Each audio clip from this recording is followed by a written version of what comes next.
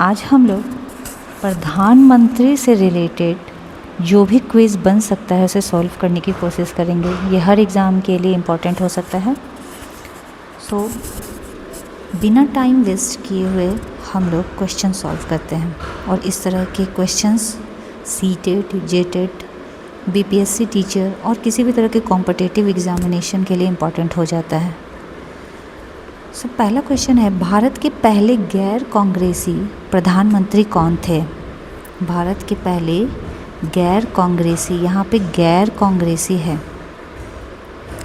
So option है Atal Bihari Vajpayee, second Morarji Desai, third Chaudhary चरण सिंह और फोर्थ वीपी सिंह। अभी तक हमको लगता है आप लोगों ने सोच ही लिया होगा कि सही आंसर क्या है। जी हाँ, मोरारजी देसाई। मोरारजी देसाई का कार्यकाल 1977 से लेकर के 1979 तक चला और ये जनता पार्टी से थे और ये भारत के एकमात्र ऐसे व्यक्ति थे जिसे भारत का सर्वोच्च सम्मान भारत रत्न तथा पाकिस्तान के सर्वोच्च सम्मान निशान पाकिस्तान से सम्मानित किया गया था। चलिए बढ़ते हैं दूसरे क्वेश्चन की ओर। हमारा दूसरा क्वेश्चन है, जय जवान जय किसान का प्रसिद्ध नारा किस प्रधानमंत्री ने दिया था? जवाहरलाल नेहरू, राजीव गांधी, लाल बहादुर शास्त्री और इंदिरा गांधी। अभी तक तो आप लोगों ने आंसर सोच ही लिया होगा, लाल बहादुर शास्त्री।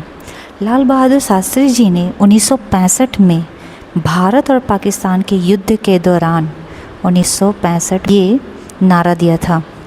वो किसानों को प्रेरित करना चाहते थे और हमारे भारत में जो अनाज का शॉर्टेज चल रहा था, फूड शॉर्टेज चल रहा था, उसके लिए सेल्फ सफिशिएंट बनने के लिए, ताकि हम अपने ही देश में इतने अनाज उपजा सकें, तो उन्होंने किसानों को प्रेरणा देने के स्वरूप जय जवान जय किसान का नारा दिया था। चलिए बढ़ते हैं तीसरे क्वेश्चन की तरफ। हमारा तीसरा क्वेश्चन है, भारत के किस प्रधानमंत्री ने अपने कार्यकाल के दौरान कभी भी संसद का सामना नहीं किया? चंद्रशेखर, चौधरी चरण, आई.के. गुजराल और एस.डी. देवगौड़ा। अभी तक आप लोगों ने आंसर सोच लिया होगा। बी चौधरी चरण सिंह। चौधरी चरण सिंह एक किसान नेता थे, समाज सुधारक भी थे और उनका कार्यकाल केवल जुलाई 1979 से लेकर के जनवरी 1980 तक था, यानी वो कुछ महीनों के लिए ही देश का भार संभाल रहे थे, इसीलिए उन्हें कभी भी संसद जाने का सामना नहीं करना पड़ा। चलिए बढ़ते हैं नेक्स्ट क्वेश्चन की ओर। चौथा क्वेश्चन है, वर्ष 1991 में भारत में बड़े आर्थिक सुधार एलपीजी रिफॉर्म्स किस प्रधानमंत्री के कार्यकाल में हुए थे?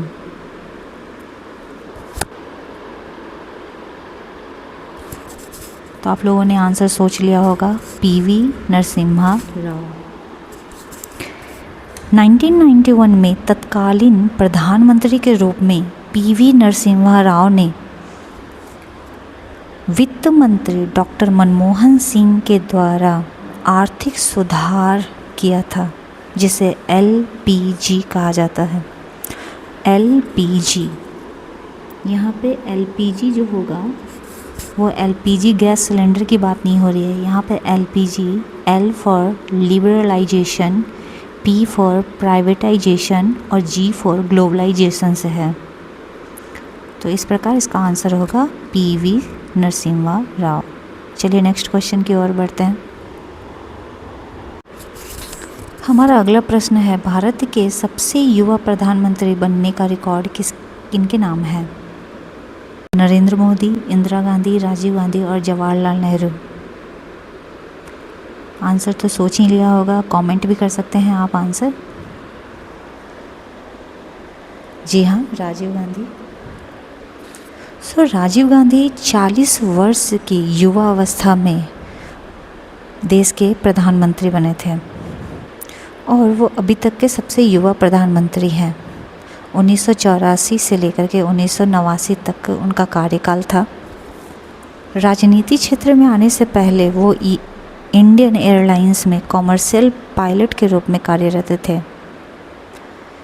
हमारे भारत देश में उन्हें कंप्यूटर और टेलीकॉम क्रांति का जनक माना जाता है।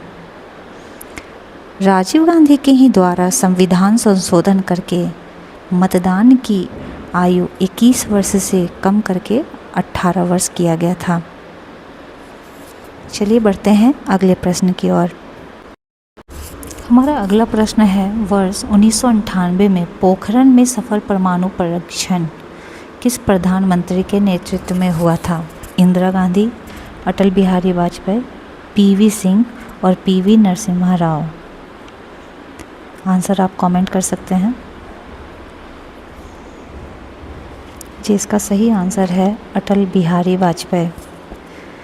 अटल बिहारी वाजपेयी ने 11 और 13 मई को लगा 5 परमाणु बमों का सफल परीक्षण किया था और उस समय DRDO के प्रमुख डॉक्टर APJ अब्दुल कलाम के नेतृत्व में ये सारे कार्य किए गए थे। इससे पहले भी 18 मई 1974 ईस्वी में भारत का पहला सफल परमाणु परीक्षण किया गया था और उस समय हमारे देश की प्रधानमंत्री श्रीमती इंदिरा गांधी थी और उस परमाणु परीक्षण का नाम स्माइलिंग बुद्धा रखा गया था। पोखरण कहाँ पे है ये भी हम लोग देख लेंगे। राजस्थान के जैसलमेर जिले में पोखरण रेगिस्तान है। एक रेगिस्तान है जिसका नाम है पोखरण। उसी जगह पे ये परमाणु परीक्षण सफलतापूर्वक किया गया था। आगे बढ़ते हैं नए क्वेश्चन की ओर। हमारा अगला प्रश्न है कि भारत में मतदान की आयु 21 वर्ष से घटाकर के 18 वर्ष किस प्रधानमंत्री के समय की गई थी? इसकी चर्चा अभी जस्ट पहले हुई है।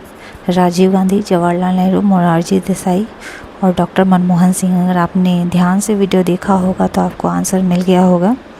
जी हाँ, राजीव गांधी। अब अगला प्रश्न है, देश में सूचना का अधिकार RTI राइट टू इंफॉर्मेशन 2005 किस प्रधानमंत्री के कार्यकाल में पास हुआ था? आंसर आप कमेंट कर सकते हैं।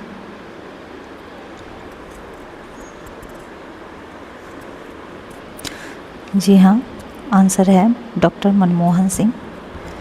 और RTI 2005 12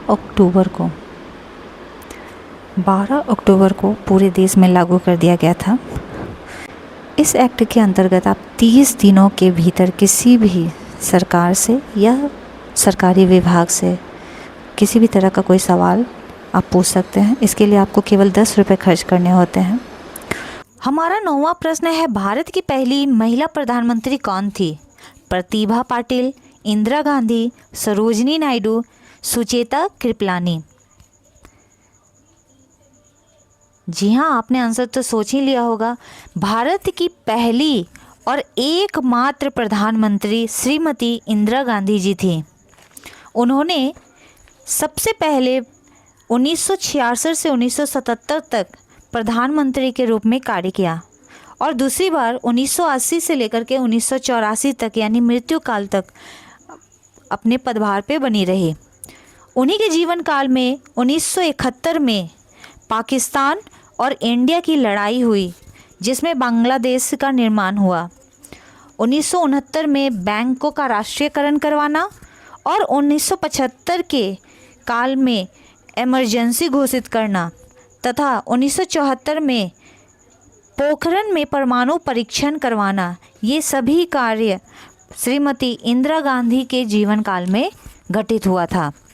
चलिए आगे बढ़ते हैं नेक्स्ट क्वेश्चन की ओर।